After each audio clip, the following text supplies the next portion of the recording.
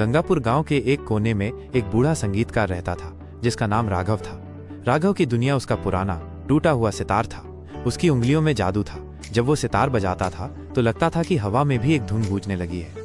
लोग कहते थे कि उसके संगीत में दर्द भी था और सुकून भी। एक बार की बात है, गांव में एक भयानक बाढ़ आई। नदी का पानी सब कुछ बहा ले गया। राघव की छोटी सी कुटिया भी तबाह हो गई, लेकिन उसने किसी तरह अपने सितार को बचा लिया। जब बाढ़ का पानी उतरा तो राघव ने देखा कि उसका सितार भी टूट गया था। उसकी सबसे प्यारी चीज अब केवल लकड़ी का एक टुकड़ा बनकर रह गई थी। गांव वालों ने उसे सांत्वना दी, लेकिन राघव को कोई सुकून नहीं मिला। उसने सितार को अपनी गोद में रख लिया और घंटों उसे निहारता रहा। उसकी आंखों में आंसू थे, लेकिन दिल में एक अजीब सी शांति भी थी। उसने तय किया कि वो इस टूटे हुए सितार को फिर से बनाएगा। राघव ने गांव के लोहार से थोड़ी लकड़ी और तार लिए। वो दिन रात उस टूटे हुए सितार पर काम करने लगा। वो हर टुकड़े को बड़ी सावधानी से जोड़ता था, जैसे कि वो किसी खोई हुई याद को वापस पा रहा हो। गांव के बच्चे उसे देखते और सोचते कि बूढ़ा पागल हो गया है। एक टूटा हुआ सितार भला कोई कैसे ठीक कर सकता है। एक दिन जब राघव अपना काम कर रहा था तो एक जवान लड़का उसके पास आया। उसका नाम सुरेश था। सुरेश भी संगीत से प्यार करता था, लेकिन उसके पास सीखने के लिए कोई गुरु नहीं था। उसने राघव से पूछा, बाबाजी, क्या आप इस टूटे हुए सितार को ठीक कर रहे हैं? राघव ने मुस्कुराते हुए कहा, बेटा, ये सिर्फ सितार नहीं है, ये मेरे जीवन का हिस्सा है। जब तक इसमें से एक भी धुन निकल सकती है तब तक मैं इसे ठीक करूंगा।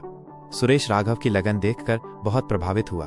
वो रोज राघव के पास आने लगा और उसकी मदद करने लगा। राघव ने उसे सितार की बारीकियां सिखाना शुरू कर दिया और सुरेश ने मन लगाकर सीखना शुरू किया। महीनों की मेहनत के बाद वो दिन आया जब राघव का सितार लगभग ठीक हो गया था। उसमें कुछ दरारें अभी भी थीं, लेकिन वो बजने लायक हो गया था। राघव ने उसे उठाया, अपनी उंगलियां तारों पर रखी और एक धुन बजाई। वो धुन थोड़ी कमजोर थी, लेकिन उसमें एक नई जान थी। गांव के लोग उस धुन को सुनकर हैरान रह गए। उन्होंने राघव को चारों ओर से घेर लिया और तालियां बजाने लगे। राघव की आंखों में खुशी के आंसू थे। वो अपने सितार को देखकर मुस्कुराया। ये सितार पहले से भी ज्यादा खूबसूरत है, क्योंकि ये टूटने के बाद बना है। राघव ने सुरेश को अपना सितार दे दिया और कहा, बेटा, अब ये तुम्हारा है। इसे बजाओ और दुनिया को बताओ कि टूटी हुई चीजों में भी एक नई शुरुआत हो सकती है। सुरेश ने वो सितार लिया और अपनी धुन बजाई। उसका संगीत राघव के संगीत से अलग था। उसमें एक नई ऊर्जा थी।